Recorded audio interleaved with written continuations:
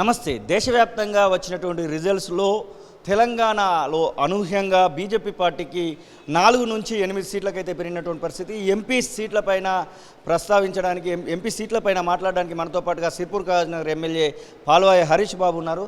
Sir నమస్తే. ఎంపీలుగా చూసినట్టయితే ఉంటే 4 నుంచి 8 సీట్లు పెరగడాన్ని ఎట్లా చూడొచ్చు అంటారు మనం? తెలంగాణ ప్రజలు ప్రత్యేకించి ఉత్తర దక్షిణ మధ్య తెలంగాణ అని కాకుండా మొత్తం తెలంగాణ వ్యాప్తంగా మోదీజీ నాయకత్వం మీద అపారమైన విశ్వాసాన్ని చూపించారు. అందుకే ఇవాళ 4 నుంచి 8 సీట్లు వచ్చినాయి. మా ఓట్ పర్సెంటేజ్ చూడండి. మొన్న 14% అసెంబ్లీ ఎన్నికల్లో ఉన్న ఓట్ పర్సెంటేజ్ ఇవాళ 36% పెరిగింది. మోర్ దెన్ డబుల్ అయింది. కాబట్టి ఇది మోదీజీ నాయకత్వం మీద, భారతీయ జనతా పార్టీ మీద ప్రజలకున్న నమ్మకం, విశ్వాసం. దానివల్లనే మా ఓటు పర్సంటేజ్ పెరిగింది. ఎంపీ సీట్లు కూడా 8 సీట్లు అయినాయి. 8 మంది ఎమ్మెల్యేలను 6 నెలల క్రితం గెలిచినాం. ఇప్పుడు 8 మంది ఎంపీలమైనాం. తప్పకుండా ఇక కాంగ్రెస్ ప్రభుత్వానికి రోజులు దగ్గర పడ్డట్టే. ఆదిలాబాద్కు సంబంధించినటువంటి విషయంలో అక్కడ నగేష్ మీ పార్టీకి సంబంధించినటువంటి అభ్యర్థిగా ఉన్నారు. కాంగ్రెస్ పార్టీ నుంచి ఆత్రం సుగుణ కనబడతా ఉంది. ఇక బీఆర్ఎస్ పార్టీ నుంచి ఆత్రం సక్కు కనబడతా ఉన్నారు. అసలు ఈ యొక్క మొత్తం సినారియోలో అసలు టైట్ వస్తుంది, కాంగ్రెస్ పార్టీ బయటపడేటువంటి అవకాశాలు ఉన్నాయని కొన్ని ఎగ్జిట్ పోల్స్ కూడా ఇచ్చినటువంటి సందర్భంలో అనూహ్యంగా 92,000 పైచిలకు మెజారిటీతో మీ పార్టీ అభ్యర్థి గెలిచినటువంటి సందర్భం. ముఖ్యంగా అన్ని నియోజకవర్గాలలో కూడా ఎంతో కొంత మెజారిటీ అయితే వచ్చినటువంటి సందర్భం. అసలు ఆదిలాబాద్ గురించి విశ్లేషించుకోవాలనుకుంటా. ఆదిలాబాద్ పార్లమెంట్లో 3 అభ్యర్థుల మధ్యలో పోటీ జరుగుతుంది అనుకున్నా కూడా బీఆర్ఎస్ అభ్యర్థి 3rd ప్లేస్లో చాలా వెనుకబడ్డారు. 1-on-1 కంటెస్ట్లో బ్రహ్మాండమైన అవకాశం వచ్చింది. ఎందుకంటే 6 నియోజకవర్గాల్లో కూడా భారతీయ జనతా పార్టీ లీడ్లో ఉన్నది. కేవలం 1 నియోజకవర్గంలో మాత్రమే ఇవాళ కాంగ్రెస్ లీడ్లో ఉన్నది.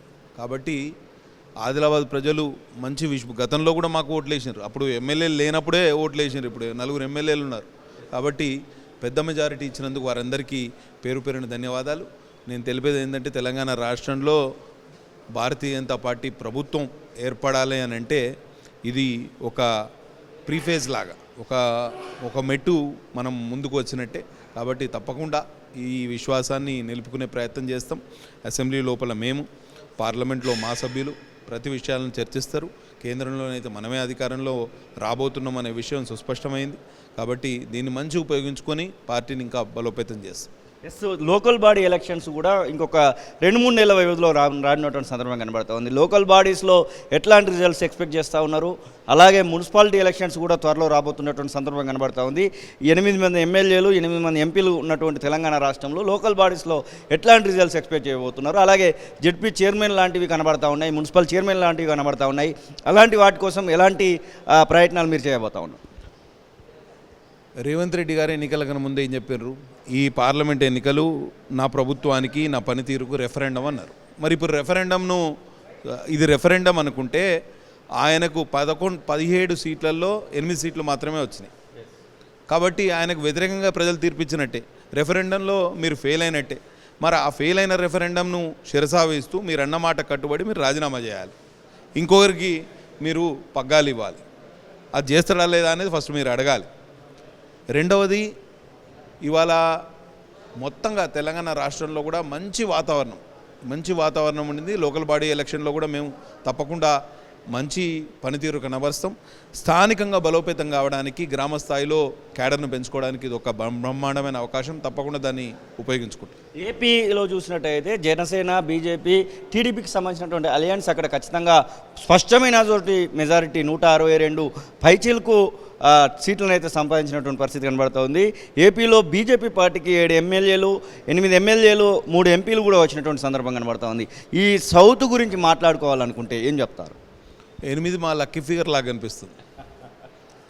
8 మంది ఎమ్మెల్యేలు ఉన్నాము తెలంగాణ రాష్ట్రంలో, 8 మంది ఎంపీలము ఇవాళ తెలంగాణ రాష్ట్రం నుంచి పార్లమెంటుకు ప్రాతినిధ్యం వహిస్తున్నాం. 8 మంది ఎమ్మెల్యేలు తెలుగుదేశం తోటి పొత్తు మీద ఆంధ్రప్రదేశ్లో ఇవాళ భారతీయ జనతా పార్టీకి ప్రాతినిధ్యం వహిస్తున్నారు. కాబట్టి మొత్తంగా చూస్తే బ్రహ్మాండమైన అవకాశం, మంచి వాతావరణం.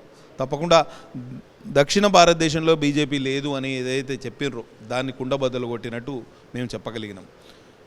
కేరళలో ఎంట్రీ ఇచ్చినాం, కర్ణాటకలో మా స్థానాన్ని పదిలపరుచుకున్నాం, తెలంగాణలో మా సత్తా చాటినాం, ఆంధ్రప్రదేశ్లో కూటమి ద్వారా అధికారంలోకి వచ్చినాం. ఇక ఇంతకన్నా మీకు ఏం కావాలి? ఒక్క తమిళనాడులో సైజబుల్ నెంబర్ ఆఫ్ ఓట్స్ వచ్చినాయి. ఓట్ పర్సంటేజ్ కూడా డబుల్ డిజిట్ సంఖ్యను దాటింది. కాబట్టి ఇది కూడా మంచి సువర్ణ అవకాశం, దాన్ని మంచిగా ఉపయోగించుకుంటాం.